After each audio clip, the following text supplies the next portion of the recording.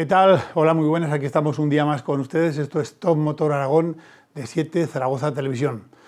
En este programa vamos a hacer un apartado especial a lo que sería el mundo del automóvil, pero desde sus principios. Hablamos casi del siglo, de final del siglo XIX hasta nuestros días, ¿no? Marcaremos más y daremos más énfasis y más... Vamos, el eje principal va a ser los principios del automóvil y luego también vamos a hacer un apartado de lo que sería Zaragoza en el mundo del automóvil, que también tiene su pequeño rincón, porque aquí se han fabricado, como decíamos hace muchos programas, se han fabricado muchos coches, quizás por una serie de problemas, trabas administrativos sobre todo, y ayudas que se daban pues, a empresas estatales, lógicamente, pues no pudieron desarrollarse suficientemente, pero bueno, hablaremos de todos ellos.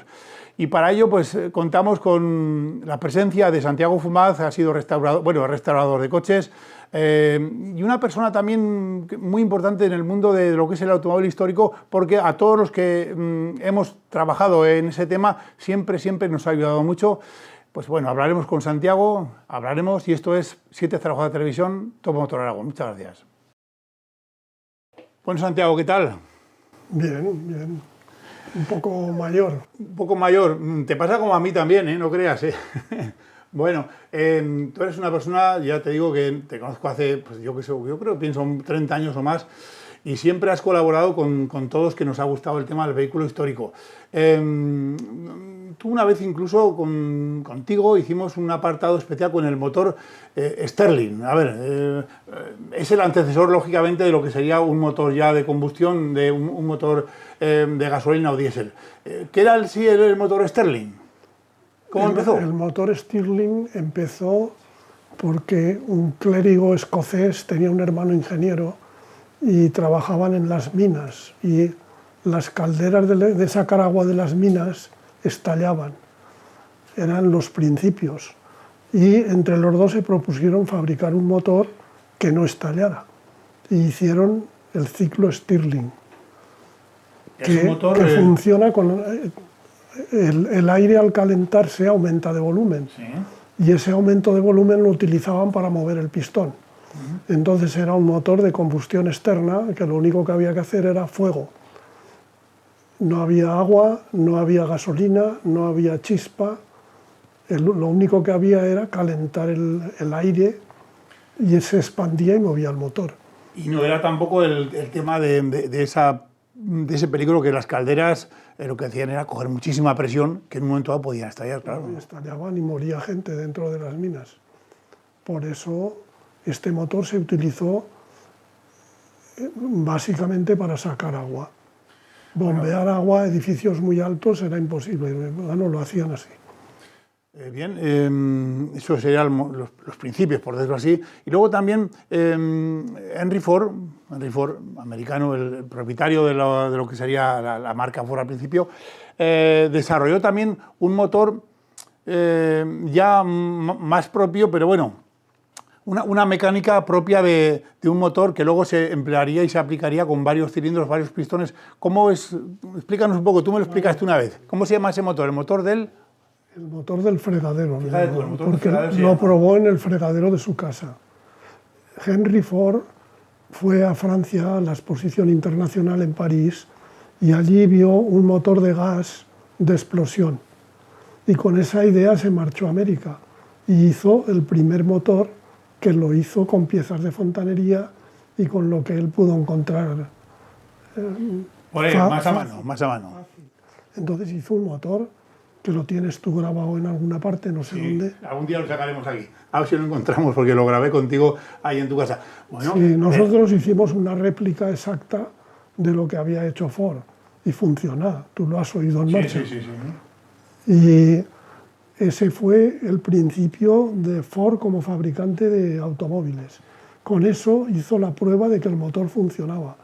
Y luego ya hizo un cuadriciclo con un motor más sofisticado que este. Y es el nacimiento del automóvil. El nacimiento del automóvil principalmente hubo varias... Pero ya el nacimiento a nivel ya industrial prácticamente, porque claro, fue el primer coche que se empezó a fabricar en cadena. No, el cuadriciclo no fue en cadena. No, me refiero al Forte, perdón, sí, el Forte, sí, perdona, sí, el Forte. El primer coche que se fabricó en cadena en el mundo. el mundo. Porque también hay muchos fabricantes, a nivel pequeños fabricantes, ingenieros. En Francia, sobre todo, había mucha gente que hicieron sus pruebas y fabricaron coches, pero con muy poquitas tiradas realmente, ¿no? En Barcelona hubo un precursor que fabricó un automóvil y los domingos salía de la fábrica que tenía él, que era una fábrica, no recuerdo de qué. Lo sacaba al coche y iban a pasear por las Ramblas con el coche, que era un acontecimiento, un coche sin caballos. Sí, porque realmente lo que se hacía era a un carruaje de caballos poner un motor y un volante realmente. Una dirección. Y una dirección nada más. No eran volantes, era una barra. Fíjate tú. Una barra que movía para un lado y para otro. Muy bien, esto en cuanto... bueno, hablamos ahora, si quieres, hablamos un poco del Forte. El Forte, el primer coche que se fabricó en cadena, y ya un motor, creo que ya vaya 4 cilindros, me parece que sí, mira, 4 cilindros. Curiosidades de este coche, por ejemplo. Luz eléctrica, prácticamente no había instalaciones eléctricas entonces. Llevaba carburó como iluminación. La iluminación era un carburero, un o sea, es unas tiras de carburo con un chorrito de agua que caía. Sí, si queríamos más luz, ¿qué había que hacer? No había había regulación. Del agua, si le dabas más caudal de agua, lógicamente se generaban vargas y lucía un poquito más. Sí. Luego también, por ejemplo, una vez me comentaste que este Henry Ford era tan listo, que cuando había cosas que no podía fabricar en su casa y las mandaba a fabricar fuera. Y les decía a los fabricantes de esas piezas que les trajeran las piezas con unas cajas determinadas de madera, porque esas maderas que hacía luego con ellas. Las empleaba para el piso de los coches, el suelo de los coches. El coche de los suelos llevaba la madera que esa gente las empleaba como envolvente, ¿no? Esos fabricantes. Sí. Después Ford se fabricaba los vidrios, fabricaba las piezas de fundición, se lo hacía todo él, todo. Casi todo realmente se fabricaba en su factoría. Sí. Hay que ver cómo evolucionó el Ford, ¿eh? Sí. Luego veremos unas imágenes de un Ford Mustang que no tiene que ver con un Forte, pero bueno, en principio... Ford Mustang, Nazar Mustang. Sí, luego también hablaremos del Nazar Mustang. Bueno, ya el Forte se empezó a fabricar más o menos sobre 1917, más o menos, ¿sí? Sí, por ahí más o menos, y se hicieron 21 millones de coches. Tela marinera. A lo largo del tiempo. 21 millones de coches, que en Zaragoza hay unos pocos también, un Forte de estos, sí. Te daba a elegir el color, siempre que fuera negro. O sea, la elección era no perdías mucho tiempo, ¿no? Sí. También era un coche... Dice que los pintaba negros porque la pintura negra secaba más deprisa que la de color. Pues posiblemente. Solo eso, ¿eh? Solo por ese motivo los pintaba negros. Luego también tenían solo una puerta. Sí. En el lado derecho, me parece, ¿no? Sí, y luego ya le pusieron dos. Le pusieron dos, pero los primeros tenían solo una puerta porque eran coches... Yo recuerdo, claro, a lo mejor la gente joven no está aún muy ducha en esto, pero aquellas películas de cine cómico que veíamos del Gordo y el Flaco y de un montón de gente, pues realmente lo que sí que veíamos eran coches que eran 4 ruedas, un motor y una pequeña cobertura, pero sin cabina ni nada. Como los caminos eran muy malos entonces, hacían ruedas muy altas y muy estrechas, imitando a los carros, claro, para que ofrecieran poca resistencia al avance. Oye, ¿cómo llevaban el cambio de marcha? Porque no era un cambio normal, ¿no? Era un cambio automático. Era un cambio automático nada más. Solo llevabas un pedal que pisabas y frenaba unos piñones y luego llevaba una inversa, que todas las marchas iban hacia atrás también. Podía ir el coche para adelante, igual a la misma velocidad casi para adelante que para atrás. Le llamaban caja de cambios epicicloidal. Jolín, vaya nombre. Sí. Para ser tan sencilla como era realmente, ¿no? Sí. Ya llevaba... Y el pedal lo que hacía era frenar unos piñones o dejarlos locos. Cuando soltabas el pedal, los piñones estaban locos. Que querías que andara, había que pisar el pedal y entonces frenabas uno u otro. Había 2 velocidades y la marcha atrás. Ajá. En cuanto al Forte, hablamos de 1917, luego ya sacaron el Forá, que era un coche con una carrocería, ya llevaba instalación eléctrica y tal.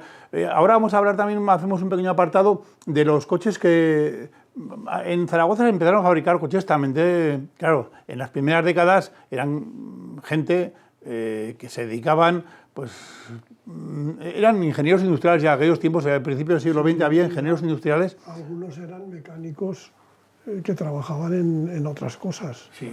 En fábrica de compresores y quisieron hacer coches.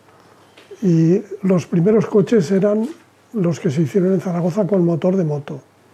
Motor de 2 tiempos, sí. Motor 2 tiempos, normalmente Hispano-Villiers, que ya era un motor que fabricaban en Zaragoza con licencia inglesa. Bueno, hablamos ahora de una de las primeras marcas que se fabricó en Zaragoza, Iberia.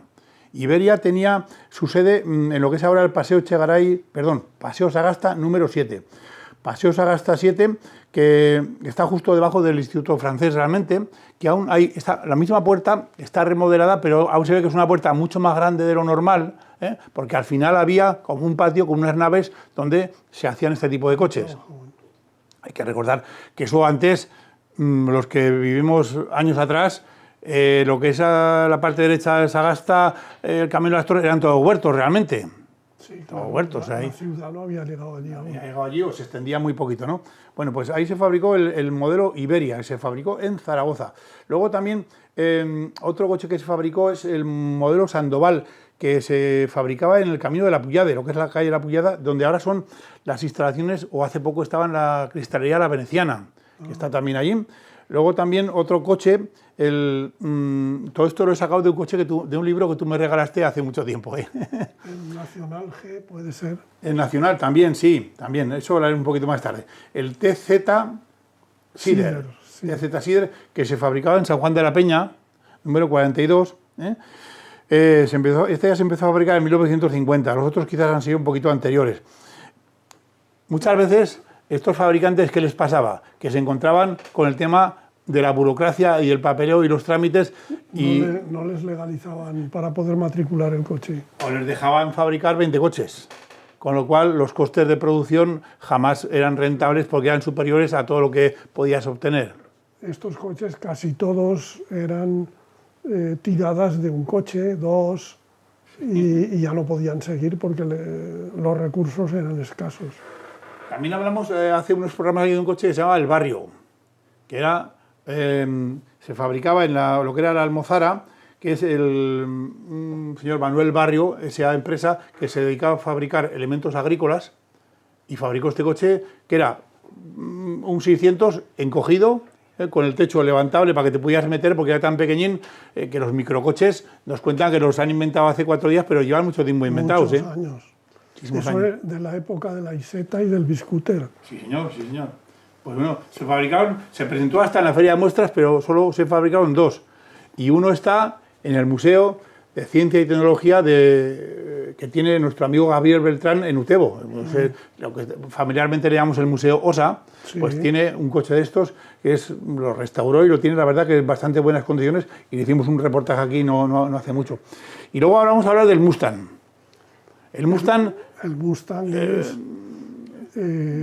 Angelino Vicenzo era un italiano que vino con la guerra española y se quedó aquí, se casó aquí y era chapista. Entonces trabajaba reparando chapa de coches y al final pues compró un autobús viejo accidentado, lo restauró, lo repasó, lo puso en marcha y hizo la línea de autobuses de Plaza España a Valdefierro. Ah. Y este hombre fue trabajando, carrozando autobuses. Tenía una empresa de talleres Nápoles al principio, que estaba en la calle Ávila. En la calle Ávila. Que hizo camiones propios con la marca... Y luego fabricó sus propios camiones también. Con la marca Nazar. Y se le ocurrió hacer coches. Eran modelos, los camiones, tú me has dicho que era el Carpetán y el... Sí, y el Layetán. Layetán. Que los hizo en Talleres Nápoles. Y quiso hacer coches y hizo una tirada de 22 coches. Con que motor, le llamó Mustang. Que le llamó Sedan Mustang, Sociedad Española de Automóviles Nacionales. Ah.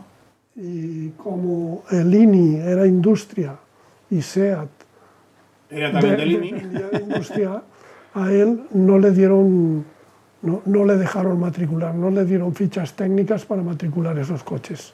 Y los tuvo que vender en Sudamérica, donde vendía camiones también. Argentina fueron unos cuantos, sí. Pero bueno... Y luego quedó uno sin matricular, sin terminar. Cuéntanos un poco la historia aquella de sí. Uno que fue tuyo al final. Sí. Yo he subido a ese coche, yo he montado en ese coche. Sí. Estaba ese coche, en principio, cuando cerró Angelino Vincenzo, la factoría que tenía en la carretera de Madrid, 300, kilómetro 315, pasaron los tiempos. Años, y un agricultor compró en subasta la nave caída con el terreno de al lado. Que estaba la nave escachada. Sí, y cuando limpiaron los restos, vieron que había un tractor pegado a una pared y entre el tractor y la pared estaba el coche el Nazar. Y yo se lo compré a ese agricultor. Ajá. No tenía documentación, no tenía matrícula, faltaba determinar alguna cosa. La terminamos, llevaba motor Perkins, diésel. Angelino Vincenzo pensó el coche para los taxis y hizo un coche más pequeño que el 1500, más corto. Lo vendría sobre unos 150.000 pesetas de aquellos tiempos, se vendían entre 150.000 y 200.000. ¿Y qué ocurrió? Pues también que era un poco caro realmente, ¿no? Sí, bueno, en la época esa sería el precio parecido al del 1500. Sí. Y el 1500 era más largo y otra cosa. Este era tan feo que la parte trasera era igual que la delantera. El vidrio de trasero era el mismo que el delantero, para ahorrar costos. Y bueno, hablábamos de que me había quedado el coche. Sí. Lo pusimos en marcha, lo probamos por allí en la fábrica donde alrededor. ¿Donde trabajabas tú trabajaba. Antes de jubilarte? Sí. Y luego harías los trámites para matricularlo, ¿lo matriculasteis? Después tardé 4 o 5 años contando historias y pues solicitando en tráfico. Sí, lo que son los trámites burocráticos Al final, nos comen aquí en esta casa, sí. Después de 4 o 5 años conseguimos matricularlo y ya salimos a un rally a Castejón de Navarra, con los coches de aquí de Zaragoza. Y mi mujer dijo, yo no pienso subir nunca más en este coche, porque era duro, de suspensiones, llevaba unas ballestas tremendas y bueno, pasó el tiempo y yo le tenía cariño al coche, lo poníamos en marcha, hombre, claro. lo sacábamos alguna vez, pero llegó un momento que unos de Valladolid les gustó y me lo compraron. Es que en España realmente yo creo que solo quedó ese. Solo quedó uno, sí, uno en el mundo. Sí. Igual en Argentina tienes alguno más, alguna réplica por ahí. Es posible, pero no hay constancia. No hay documentación, no se sabe. Date cuenta que de los Jeep Biasa, el otro día estuvimos hablando aquí y vino un colaborador de estos que van con ONGs y me dijo, ¿sabes que en Nicaragua hay Jeep Biasa? Y resulta que Franco le regaló a Somoza, que fue el presidente de Nicaragua durante pues, el tiempo que fuera, le regaló unos no sé cuántos y este fue a hacer una acción de su ONG y se encontró ahí el Jeep Biasa. Dijo, joder. Y en Zaragoza se fabricó el Jeep. Sí. Ahora hablaremos de eso también. Vale.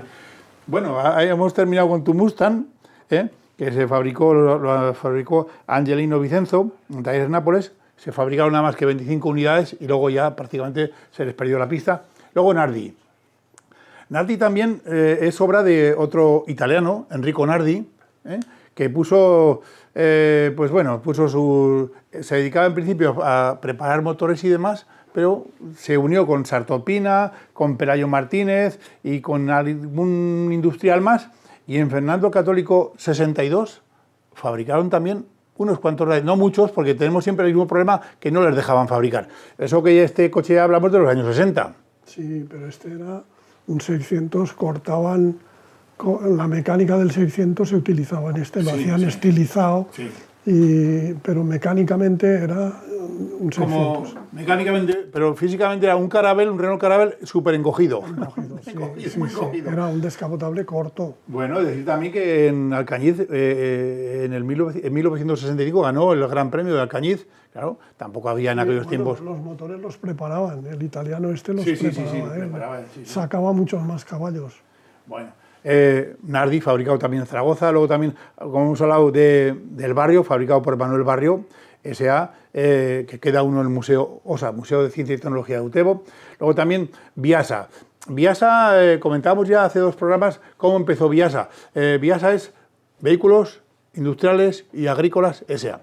Pues bueno, en principio se puso una factoría, al principio estaba cerca de la estación antigua del Portillo, una pequeña factoría, y luego se fueron a la Avenida de Cataluña.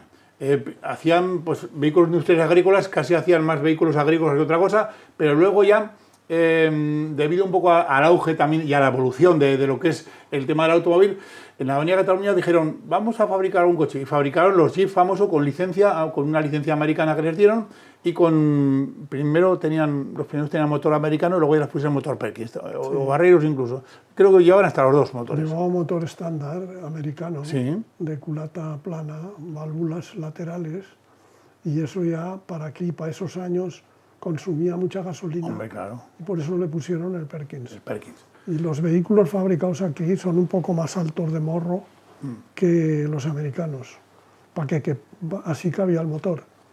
Ah, claro. Lo levantaron porque tampoco había. Estos motores los traían de Inglaterra. Angelino Vicenzo, motores de camión, los traía de contrabando desde Inglaterra, los llevaban a Gibraltar. Y en Gibraltar los pasaban de Gibraltar a España los contrabandistas. Y aparecían unos motores en la fábrica del italiano. Que no sabían cómo habían llegado. Sí, así era. Seguramente que tendría alguna influencia también en la administración, porque si no... Sí, sí, no hubiera, no eso lo hubiera podido. pasó como con Barreiros. Sí. Hombre, Barreiros, ya la historia de Barreiros tiene más otro... Pero el camino que llevaba Angelino Vicenzo era parecido al de Barreiros, porque iba aumentando, y si lo hubieran dejado, pues hubiera cogido parte del mercado español. Seguro que sí. Sí. Bueno, seguimos un poco con el tema de Biasa. Biasa se fue a la Avenida Cataluña, que es lo que es ahora Construcciones Auxiliares de Ferrocarril S.A., que es la CAF, la CAF. Y siguieron fabricando hasta que lo compró también el Grupo Motor Ibérica. Primero eran Jeep y luego eran Jeep Ebro, porque el Grupo Motor Ibérica el que fabricaba los vehículos Ebro. Sí, dime. El tractor que fabricaban aquí era un Fiat con licencia. La Fiat le dio licencia para hacer el tractor. ¿A quién se lo dio Angelino? No. A Jeep, a la CAF. A la CAF. Sí, lo que era Biasa. Grupo, Pues yo no sabía que habían fabricado tractores, sí. Creo, lo tenía poco ahí en... Un tractor pequeño, pero bueno, parecido al Ford Dexter. Hicieron un tractor que daba muy buenos resultados además. Pues bueno, aquí lo que te digo, luego empezamos ya si quieres con lo que sería Nazar, que es lo que decíamos antes, lo que Talleres Nápoles en la calle Ávila, que lo hemos hablado un poquito, luego se fueron a la Avenida Madrid fueron al kilómetro 315 de lo que sería la carretera de Madrid. Ahí había unas naves que las compró este señor conocido tuyo, el de Garrapinillos, que luego salió tu coche, el Mustang. Eso desapareció y luego ya se instaló la Van Hall, que empezaron a fabricar los autobuses, que luego terminó en Hispano Carrocera, que ahora lo compró hace unos años el grupo Tata Indio, y están ahí que no saben lo que hacen porque los terrenos están en Empresario, en la Cartuja, pero bueno, ahí la factoría está, pero no sabemos lo que hacen. Bueno, eso por una parte. Eso es en cuanto a la historia del automóvil aquí en lo que sería en Aragón o en Zaragoza, ¿no? Pero decir, por ejemplo, tú te recordarás seguramente que los primeros taxis que tú conociste, Santiago, Santi, ¿qué coches eran? ¿Qué turismo? Tú ya conocerías los Citroën 11, los Pato, ya los conocías. Los Citroën. ¿Los conociste tú como taxi? Sí. Yo los primeros, me acuerdo, eran los 1400. Ah, no, yo he visto taxis de los anteriores. También, anterior al Citroën 11. Y el Austin Taxi, sí. El que hay, aún se ve en Londres la misma línea de coche. Pero un coche cuadrado. Sí, pero los viste cuando eras chaval, me refiero. Sí, claro, de crío. Porque hasta hace poco había un taxi inglés aquí en Zaragoza también, que nos hemos subido todos. Pero ese era mucho más moderno. Hombre, sí. O sea, tú conociste, yo me acuerdo de los 1400, que fue el primer coche que realmente empezó a fabricar ya SEAT, coche con poderío, porque empezaron con el 600, pero enseguida fabricaron el 1400, el 1400 con licencia Fiat. C, sí. Y luego el 1500. Luego el 1500 también. El 1500 tenía 11 centímetros más de largo que el 1400C. Sí, pues la carrocería era prácticamente igual. Prácticamente igual. Si no te lo decían, no sabías distinguirlo. No lo sabías. Yo recuerdo, sí. Recuerdo que uno de mi pueblo... ¿Tú eres de? Yo soy de Fonz. De la provincia de Huesca. En la provincia de Huesca. Pueblo señorial, sí, señor. Y un tío mío tenía un taxi y era un 1400C. Sí. Que era, bueno, pues le llamaban el AIGA. Claro. El AIGA tiene, vaya coche que tiene. Que tenía un 1500 en aquellos años, en principio de los 60 era un Sí. Había que tener poderío, pecunio, si no, no... Sí. Bueno, pues hablamos, luego ya vinieron como taxis los 124, los 1430, luego el 131. Eso ya los últimos. ¿Te acuerdas que los Muy primeros moderno. taxis venían pintados de negro con una raya amarilla? Sí. Luego ya lo quitaron, le quitaron un poco la gracia, ya todos coches blancos. Luego era más fácil venderlo para los taxistas también, porque claro, veías un coche que le veías, aunque lo pintaran de otro color, siempre se veía la raya amarilla ahí y decías, este ha sido taxi, no lo quiero. No lo quiero. Era muy difícil vender un coche siendo taxi. Claro, porque a un taxi se le llegaban a hacer 500.000, 600.000 kilómetros con motor Perkins fácil, ¿eh? Sí. En Zaragoza tenemos varios de taxis, del taxi inglés. Sí, aún quedan. Octavio Ramos tenía uno. Sí, sí. Bueno, tú dices que los han recuperado. Hombre, Sí. Octavio Ramos, un señor que ha cuidado mucho y que ha tenido hasta Hispano-Suiza realmente, ha tenido también un gran coleccionista de coches aquí con su empresa también, que era Recambio Ramos o Accesorios Ramos, que está en la Avenida Navarra. Bueno, en el mundo del automóvil ha sido un crack también. También Sí. él, un aficionado muy importante. Muy buena gente además. Yo lo conocía, vamos, que he hablado muchas veces con él y siempre que te podía dar un dato o una explicación. Otro tenía José María Betrián Ese no y lo otro conozco. tenía Félix Ruiz, Félix Ruiz, que ha falleció fallecido hace poquito. recientemente. Sí. Félix Ruiz, también una persona pues, que muchas veces pues, nos ha ayudado en el tema este, como tú. Sí, sí, sí. Bueno, y fue presidente de la asociación en la fundación también estaba él. Sí. Bueno, eso en cuanto a los taxis, a los coches, decimos que, por ejemplo, fíjate, te voy a dar un dato curioso. La primera matrícula de Zaragoza es del año 1905, es un coche Clement Bayard, Z1, que hay gente que se ha preocupado y tiene historia y datos. Tenemos datos desde la primera matrícula, se matriculó este señor, vivía en el Paseo Sagasta, se llamaba Fernando Escudero, debía tener poderío, y bueno, pues Z1, luego el Z2, era un coche Richard Brasier, también francés, de Vicente Monforte, este vivía en la calle Alfonso, también buen sitio para vivir. El Z3 era un coche marca Aster, de Emilio Soteras, que hay también Alfonso, este vivía en el número 1. Y bueno, luego ya, pues empezaron de 1905 a 1907, empezaron a circular los primeros automóviles en Zaragoza, que también estos automóviles, ¿dónde echaban gasolina? No había pues gasolineras como ahora. La vendían en tiendas, en ferreterías, en garrafas. Y luego también, ¿dónde se guardaban? Pues claro, muchas veces donde se guardaban los carruajes a final del siglo, que estaba a la entrada de Zaragoza, teníamos uno, por ejemplo, en la Plaza San Miguel, que lo que fue luego el garaje Aragón, otro que estaba en Echegaray, que era el Caballo Blanco, pues fuera, no sé, era un garaje grandísimo. Primero empezaron para guardar coches y luego también ya se empezaron como gasolineras también. El garaje Aragón, por ejemplo, luego terminó en una gasolinera que luego ahora lo han... Igual que aquí en Paseo Echegaray también había un Sí, un garaje, poquito más hacia allá, sí, lo que te comento yo. Sí, una sí, gasolinera y guardaban coches. sí, sí, yo recuerdo. Pues utilizaban lo mismo donde se guardaban las caballerías y los carruajes. Ahí se metían los coches. Que al principio no se veía con gusto el tema de que se metía todo junto, pero claro, al final se impone, como todo, a la fuerza se impone determinado. Y también, pues, comentarte que la velocidad, fíjate tú, como curiosidad, de amigo Pablo Valdés, que es el libro que tú me regalaste, los coches tenían los turismos velocidad limitada para circular por Zaragoza, que a veces nos quejamos de 50, de 30, 10 por hora. Y luego hubo una época que tenía que ir una persona delante del vehículo para anunciar que venía el vehículo detrás, andando, al entrar en la ciudad. Claro. O tenía que llevar una campana, o tenía que llevar una bocina tremenda, y luego pensar que cuando un coche se cruzaba con un carruaje, ¿quién tenía preferencia? El carruaje, el de los caballos. El coche tenía que dar marcha atrás y dejar pasar de los caballos, que era lo que en aquel momento interesaba. Pues muy bien, pues bueno, podemos hablar hasta bueno, de todo. Luego también hablaríamos, por ejemplo, fíjate tú, vamos a hablar datos. Por ejemplo, hasta 1953, que tampoco es hace días, solo había 2.500 coches matriculados en Zaragoza, fíjate tú, 2.500 coches. Pero bueno, ya luego a partir del 58 ya llegamos a los 20.000, en el 61 a los 30.000, luego ya en el 65 ya había 50.000 coches, en el 70 ya había 100.000. Y bueno, ¿y qué hubo que hacer en el 1971? Las matrículas ya no había. Ya no había números.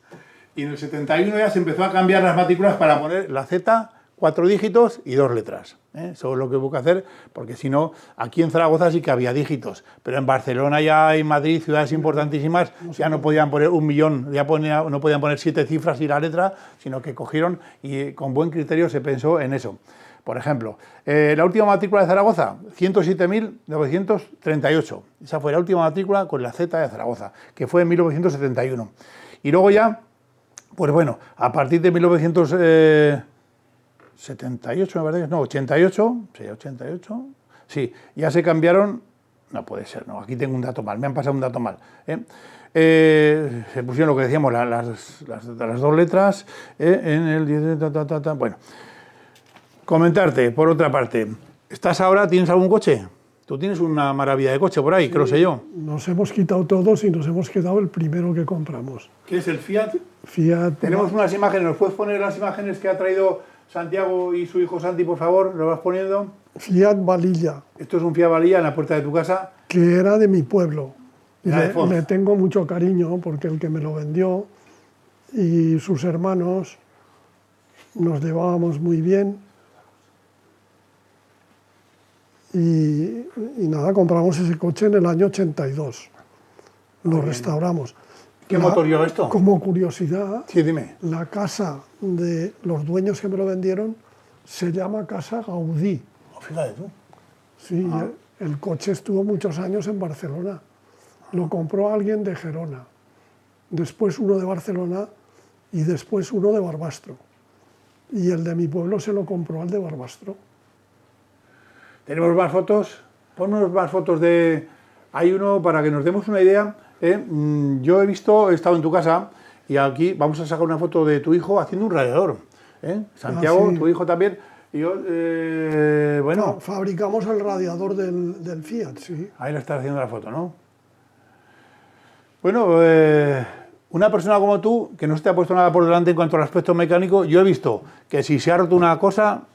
Tú has hecho hasta la fundición, has fundido, lo has fundido la pieza y luego la has compuesto y la has puesto y ya está. Eso lo hicimos con aluminio, con hierro no. Hombre, hierro es más difícil. En el taller nuestro no tenemos para fundir hierro. Hace falta muchos grados, ¿no? Sí, pero aluminio, una vez restauramos una moto SA y le faltaba la maneta, una de las manetas tenía una forma rara, pero la copiamos de la que estaba entera. Del otro lado. Y esa fundición, eso lo hicimos de aluminio.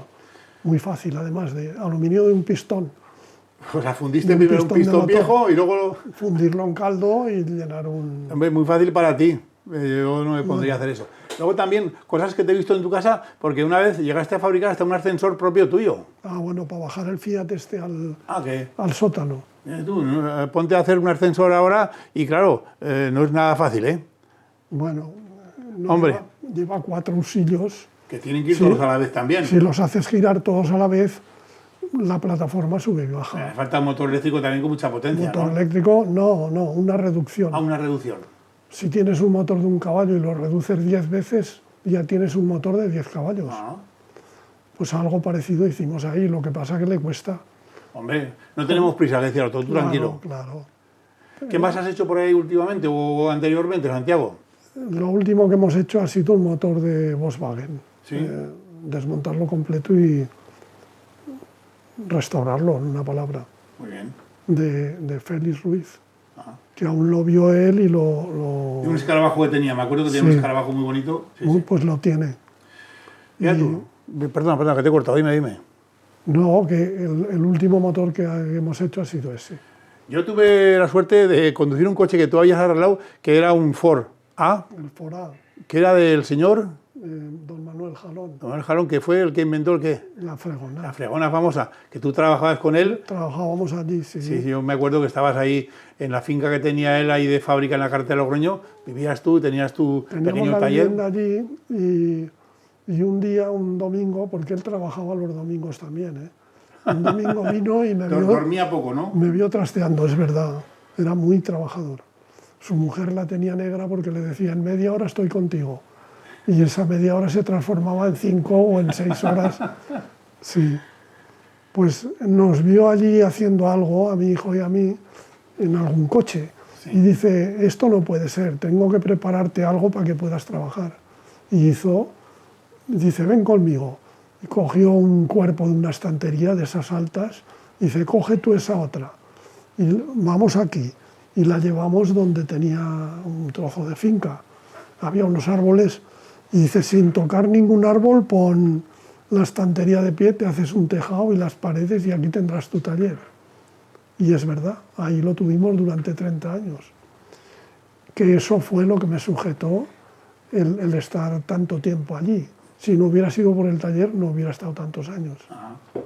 Yo recuerdo que en ese fora que retomó el tema del fora, adaptaste, no había pistones por ninguna, pero tú te encargaste de fabricarte unos pistones. ¿De otro coche los cogiste? Los cogimos de otro coche. Sí, pero bueno, los adaptaste, que no es nada fácil, tampoco. Compramos un Ford Thunderbird, que era un coche americano grande, con un motor de 8 cilindros en V, que se le había roto el bloque del motor y una biela la tenía por un costado. Pero era un 8 cilindros y había pistones para poderlo sacar. El diámetro de esos pistones era 1 milímetro más que el del Fora. Entonces cogí un pistón, lo llevé a la rectificadora y le dije, ¿me puedes rebajar 1 milímetro aquí? Y rebajó 1 milímetro a los 4 cilindros, ajustándolos al pistón. ¿Y los segmentos cómo los apañaste, pues? Los segmentos igual, los de... ¿También le quitaste un poquito al... No. ¿Te valieron los mismos segmentos? No, le pusimos un juego de segmentos nuevos. A milímetros. Tocamos la garganta. Sí, yo me acuerdo porque ahora no hay problema. Tú ahora de un coche de Ford, el que quieras, pero hace 40 años que fue, o 30, cuando tú restaurabas este coche, no era fácil encontrar el material de los coches americanos, ¿eh? No, ahora se puede comprar, te puedes fabricar un coche con los recambios que venden nuevos. En ese coche me pasó una cosa curiosa. Pedimos a Estados Unidos las rótulas de dirección y cuando llegaron aquí las íbamos a montar, en la bolsa ponía Made in Spain, fabricado en Zaragoza, en Malpica. Fíjate tú. Había una fábrica que hacía rótulas de dirección y les hizo a los americanos y se vendían en todo el mundo. Bueno. Qué curioso. Curioso total. Esas cosas, de vez en cuando esas carambolas ocurren y hacen muchísima gracia. Bueno, Santiago, pues en principio, gracias por tu participación. Ahora vamos a seguir un poco la segunda parte, hacemos un poquito de descanso y luego hablamos de más cosas, ¿de acuerdo? Bien, de acuerdo. Bueno, les dejamos pues unos instantes con unos consejos y luego volvemos. Muchas gracias. Aquí estamos de nuevo, espero que con estos consejos les sirvan de ayuda. Bueno, ahora vamos a retomar un poco el tema con Santiago. Antes hemos hablado que tú tuviste el Mustang famoso. Oye, ¿sabes que el Mustang, el nombre se registró antes que Ford fabricara y registrara su Mustang? Sí. Que ahí tenía que haber habido un poco de arreglo. Pero ¿quién se pone a litigar con el americano? Es complicado. Bueno, pues tenemos esa foto precisamente donde se ve que en la revista Velocidad, que era una revista que se editaba, creo que era, si no todas, no sé si era toda semana o todos los meses, ahí sale el Mustang con el señor Angelino Vicenzo, que fue el ingeniero italiano que fue el que lo fabricó. Vemos lo que es el coche sin el capó y sin parte de la calandra delantera. Otro coche español, el Mustang, sí señor. Esto es de 1964 y este coche, lo que decías tú, quería hacerle un poco la competencia a los 1400 y al 1500, ¿no? Lo dirigía al taxi, porque los taxistas entonces, si querían llevar diésel, era acoplándoles un motor. No había ningún coche que se fabricara con diésel. Con diésel. Pues muy bien. Entonces los taxistas quitaban el motor de gasolina y le ponían un diésel. Un Barreiros o un Perkins, no había otros. ¿Cuál era el mejor de los dos? El Perkins. El Perkins, ¿verdad? Pero después Barreiros lo hacía tan bien que ya no había diferencias, cuando pasaron unos años. Yo me acuerdo que los Barreiros sobre todo les costaba arrancar en frío una barbaridad, para arrancarlos en frío. Y los Perkins también. Llevaban un sistema, una resistencia que se ponía al rojo. Sí. Y cuando había que apretar el botón, aguantarle a contacto un punto y luego ya darle a continuación. Cuando estaba al rojo caía gasoil encima de la resistencia y se incendiaba, había llama. Y le dabas al arranque entonces y la llama entraba en los cilindros. Con lo cual era más fácil que... Era más fácil. Pero siempre el gasoil que caía encima de la resistencia la fundía, o el caso es que no iba bien, aquello no era perfecto. De vez en cuando había también que cambiar eso. Los calentadores famosos, me acuerdo que eran una antorcha, que era simplemente con un tubo en el cual dentro había una espiral, que era la que se ponía rojo vivo, caía por un tubito el diésel encima y lo encendía. Bueno, eso por una parte. Luego también, pues en principio, vamos a hablar un poco, si te parece bien, del tema del deporte en Aragón. Este fin de semana se ha corrido en Splus, ponemos unas imágenes del autocross. No son realmente del circuito de Splus, pero bueno, sí, ahora, vale. Esto es Motorland, pero bueno, se ha corrido una prueba de campeonato de Aragón de autocross que se celebró en la población de Splus, cerca de Binefar, está por la provincia de Huesca. Bueno, ahí tenemos es una modalidad súper entretenida y había, fíjate tú, normalmente hay un quórum, yo que sé, de 20, 30 coches, más de 60 coches. ¿Por qué?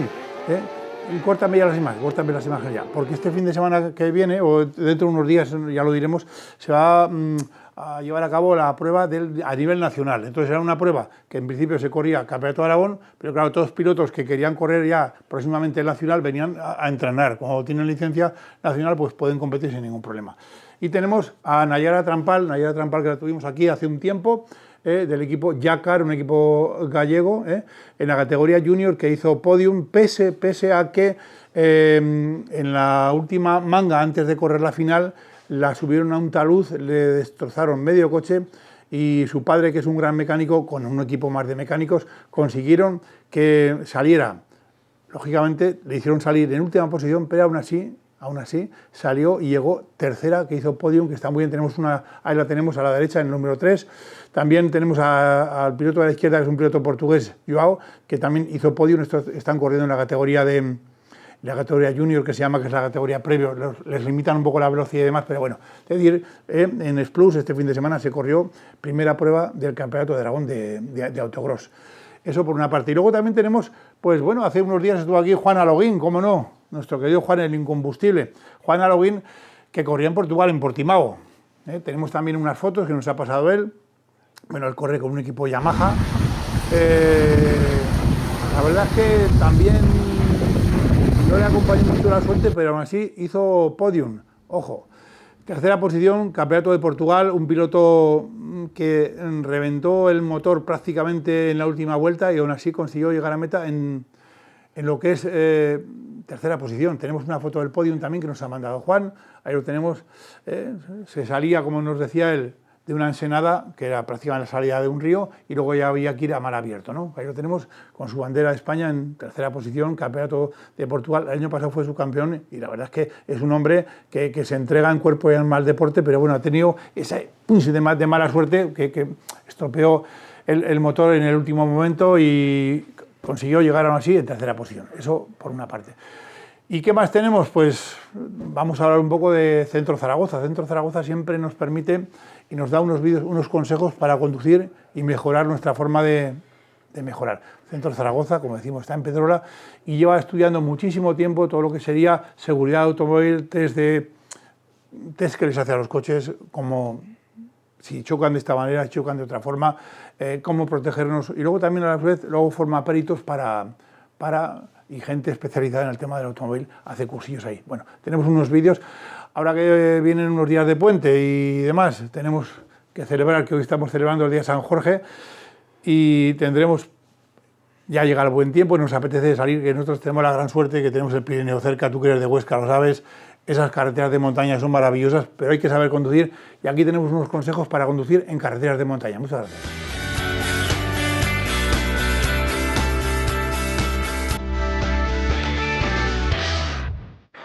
¡Qué calor! Aquí no se puede estar. Me voy a la montaña.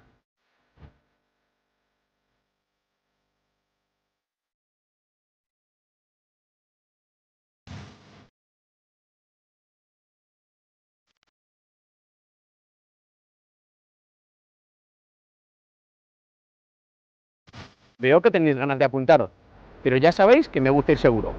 Además, las carreteras de montaña presentan características que dificultan la conducción. La adherencia disminuye si llueve, y en algunas zonas es algo más que habitual. Además, suele haber una peor iluminación y los trazados tienen bastantes curvas. Cerciorarnos de que el coche se encuentra en condiciones óptimas para circular, Antes de iniciar un viaje, conviene que nuestro vehículo pase una inspección en el taller, donde revisarán, entre otras cosas, el estado mecánico, los limpiaparabrisas, la luneta térmica, los niveles de líquidos, el alumbrado y la presión y dibujo de los neumáticos. Si el coche nos deja tirados en lugares poco transitados o de difícil acceso para los servicios de carretera, no lo vamos a pasar nada bien. En cualquier caso, siempre podemos sufrir una avería en el momento más inoportuno.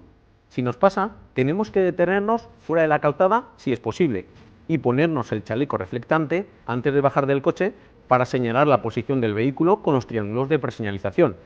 Otros consejos es que llevéis el depósito de combustible lleno y cojáis una linterna, ropa de abrigo y un teléfono móvil por si acaba haciéndoos falta.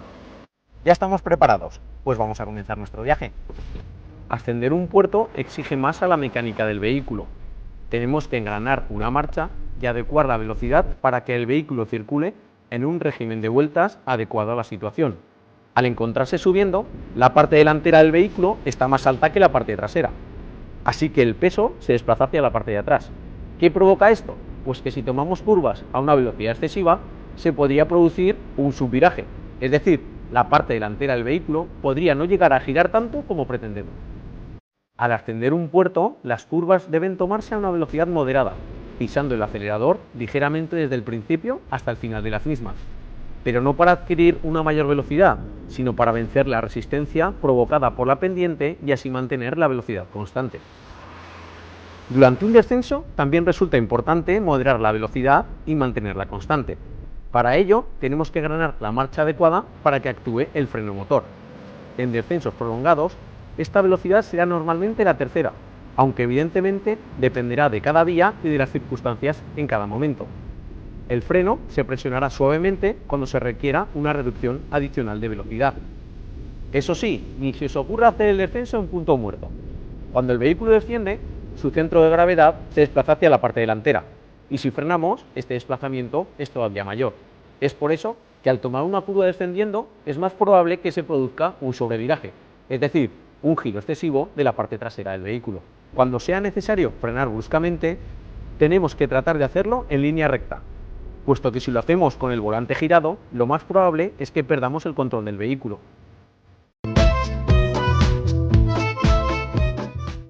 Las carreteras de montaña suelen ser más peligrosas. Hay curvas con mala visibilidad, cambios de rasante, accesos y salidas de caminos y a veces hasta animales salvajes que cruzan la calzada. Si además la iluminación no es buena, la conducción se hace todavía más complicada. Así que ya sabes, extrema la precaución y para descansar frecuentemente, ya que la atención requerida en este tipo de carreteras es mucho mayor. Id con cuidado. Bueno, y ahora vamos a retomar otra vez el apartado histórico, que es un lujo tenerte aquí. Como decimos, estamos con Santiago Fumaz, restaurador, y una persona, yo pienso que aquí en Aragón muy poca gente sabe lo que sabes tú de lo que es historia de automóvil, y luego, además de que sabes y te lo has estudiado, es que encima tienes buenas manos.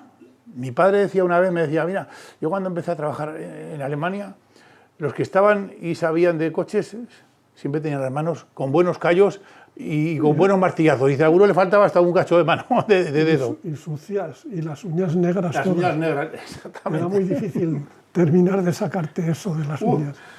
Pues eso, te veo siempre entregado al mundo del automóvil y siempre que te hemos pedido un consejo nos has ayudado. Ahora vamos a hablar, fíjate, tú este fin de semana hubo una concentración de coches históricos en Farlete. Farlete está cerca de Los Monegros, bueno, está dentro de Los Monegros, un poquito antes de Monegrillo, y tenemos unas imágenes y uno de los colaboradores que estaba ahí, Rosell, también le hemos hecho hace días entrevistas en otras cadenas, pues bueno, nos va a enseñar su Ford Mustang descapotable del año 69, que es una maravilla de coche. Y luego pues también hablaremos con algún invitado más, unos muchachos que estaban ahí de Rubilos de la Férida, que estaban ahí, habían ido a hacer una barbacoa. Farlete, buen sitio, ¿eh? Yo les digo que si quieren un día ver algo curioso, tienen un frontón, unas piscinas maravillosas y luego tienen un sitio donde tú puedes hacer una barbacoa sin peligro de nada, que te deja el ayuntamiento. Bueno, pues hablaremos de la concentración de Farlete de clásicos. Muchas gracias. Estamos aquí en Farlete, estamos con David, propietario de varias motos. David, tú tienes ahí una moto, Adrián, ¿verdad que sí? Sí, una moto valenciana. Tiene historia, ¿eh? Sí, es de la familia, era de mi tío. Y bueno. ¿Tendrá la moto más o menos ahora? ¿Eh? ¿Qué años tendrá? Esta debe ser del 60 y algo. 67, por ahí. ¿Y la cilindrada es una? Es un motor Hispano-Bilies 125 centímetros cúbicos, de 2 tiempos, un cilindro, 2 tiempos, arranque a pedal. Esta moto originalmente llevaba sidecar, pero el sidecar pues no ha aguantado el paso del tiempo. Pero sí, es una moto de fabricación nacional, de las que había entonces. Y bueno, pues lo bonito que tiene es que se conserva tal cual. Sí, a la gente que le parecerá que está muy vieja, pero es tal como salió de fábrica y el tiempo ha hecho su labor y ya está. Y tiene pues sus recuerdos de la gente que la llevaba, sus pegatinas de los lugares por los que ha estado tanto en España como en el mundo. Entonces pues tiene mucha historia, la verdad. ¿Salió al extranjero? Tiene aquí pegatinas de Alemania y Berna y Francia, sí. Yo pienso que puede que sí, la verdad que no lo sé. Que no solo fue de mi tío, sino que también tuvo historia anteriormente. Venga, pasamos ya Sí, sí. A la Bultaco Campera. Esta moto sí que está restaurada, es otra filosofía de moto. Y esta perteneció a la Guardia de Montes. Se recuperó de un desguace y se restauró. Por eso no tiene matrícula, porque acabará siendo moto histórica. ¿Qué cilindrada es? Esta es una 175, también 2 tiempos, monocilíndrica, fabricación nacional y concretamente esta es la Campera modelo agricultura que se utilizó pues principalmente en eso, para la Guardia de Montes. Bueno, estas motos también se veían mucho por los pueblos, ¿verdad que Sí, sí? sí, sí. Es una moto de campo muy rabiosa, la verdad que tiene mucha fuerza. Además es que era de las más potentes, porque había con menos cilindrada también, ¿no? Sí, pero es verdad que estos motores Bultaco 2 tiempos tienen mucha rabia, que digo yo, mucha rabia, hay que atarlos. Bueno, ya pasamos ya, ¿te parece bien a la última? Hay que atarlos. Y esta sí que es una de mis preferidas, porque con esta he rodado mucho. ¿Esto es una Ducati? Esta es una Ducati Scrambler 250, 4 tiempos, monocilíndrica. Esta concretamente se vendió en España, pero el modelo es un modelo italiano. Esta es de las pocas que tiene motor italiano, porque luego hubo muchas motos que en base a esta y anteriormente se fabricaban por Ducati en España, en una fábrica en Barcelona, ¿vale? Con licencia. Y bueno, la verdad es que va muy bien, es una moto tranquila también. ¿Sobre qué año más o menos me has dicho que es? Esta es del año 1974. Sí, sí, esta es más moderna. Se ve la línea más actual. Sí, una moto más tranquila, más de carretera, aunque es segmento off-road que te permite ir por campo, pero es más de fachada que de otra cosa. ¿Y esta cuántas marchas tiene? Esta tiene 4 marchas. ¿Y qué tal? 4 marchas. No andan mucho, son motos las 3 que no andan mucho. Estamos hablando de que pueden rodar a 100, 80, 90, 100. Esta puede llegar a 110, pero ya a tope. Son motos para ir tranquilo por la carretera, disfrutando del paisaje, de la mecánica y del sonido del motor, que es una delicia.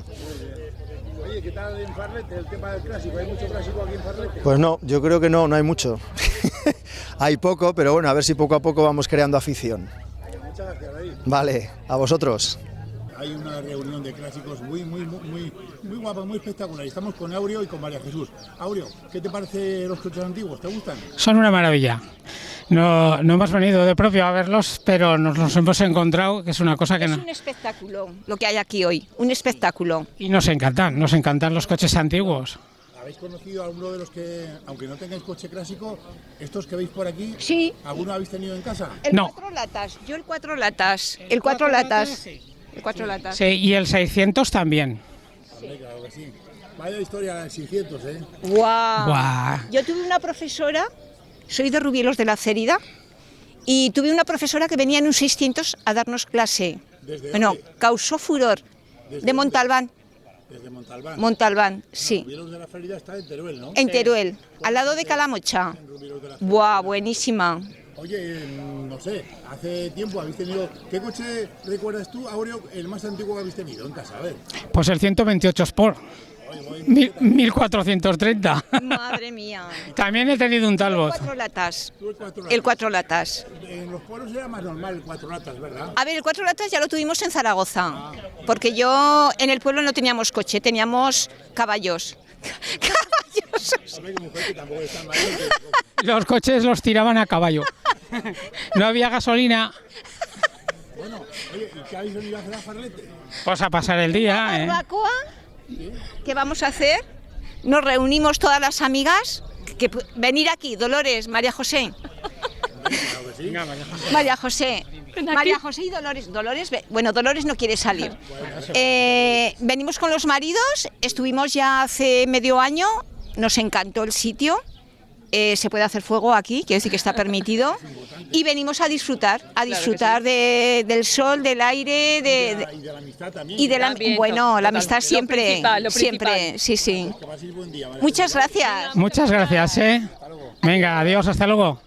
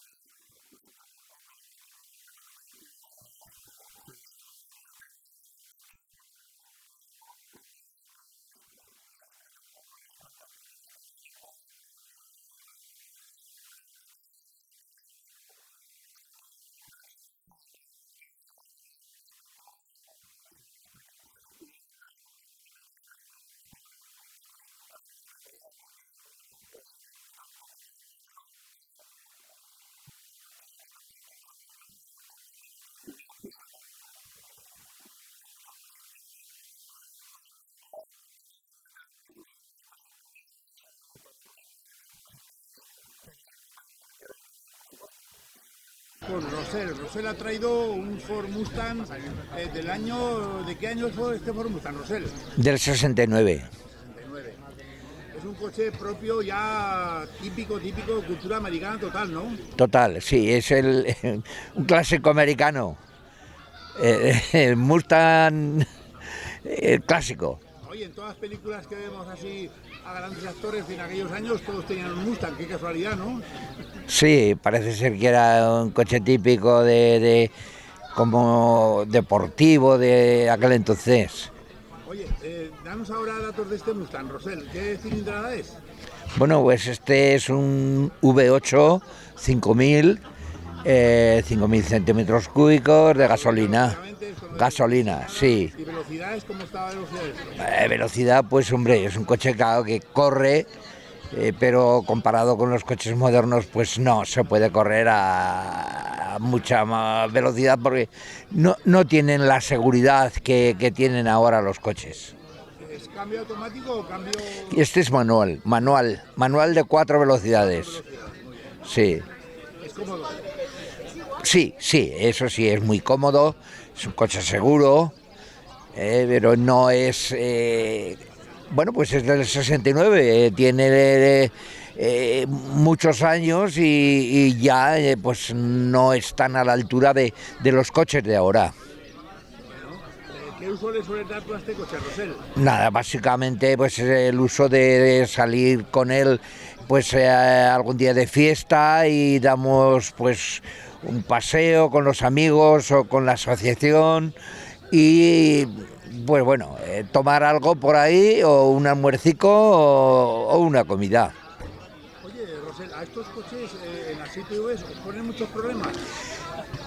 Concretamente con este no he tenido problemas, si bien pues sí, hay veces que se ponen demasiado exquisitos y te sacan alguna tontadica. Yo pienso que es también por justificar la ITV. Oye, ¿qué tal se conduce? ¿Qué tal la dirección? ¿Es suave? Sí, es muy suave, es una dirección asistida y quizás demasiado suave. Es un coche pues un tanto nervioso para manejarlo.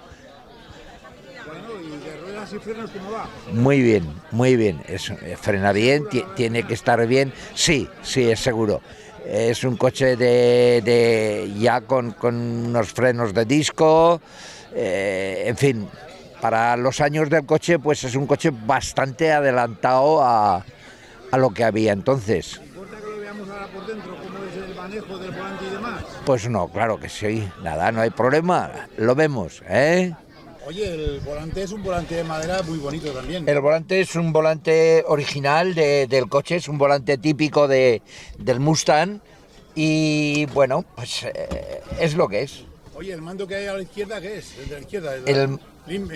¿Interruptores, sin emergencia? Sí, mandos muy sencillos, lleva simplemente intermitentes y este es un coche con embrague y lleva pues el cambio normal de embrague, los marcadores digamos típicos del modelo.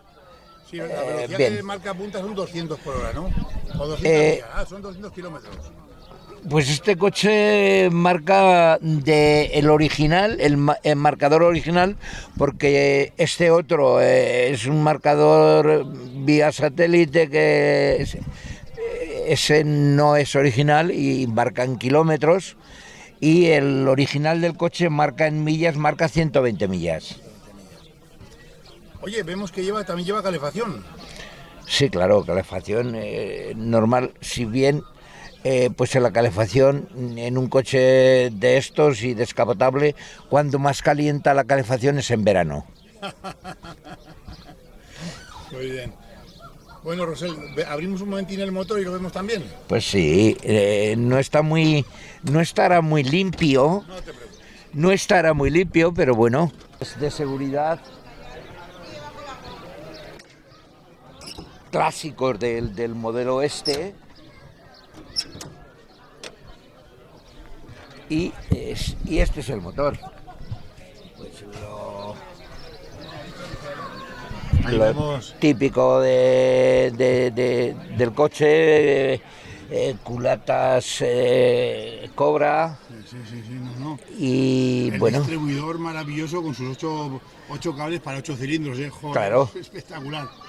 sí, Lleva también su alternador. son coches que están pues Una bomba muy de agua. conservados. Una bomba de agua tremenda. Muy Aparte, conservados. estos coches, yo creo que como se han hecho tan bien y con tan buen material, Sí. esa conservación a su vez le permite que sea más duradera, ¿verdad que sí? Bueno, yo, en fin, a los hechos me remito. El coche es del 69, no se le ha abierto el motor para nada y sigue sin hacerle una reparación, digamos, importante de motor. Llevas un filtro ahí tremendo, ¿eh? Sí, eso es el filtro original del coche.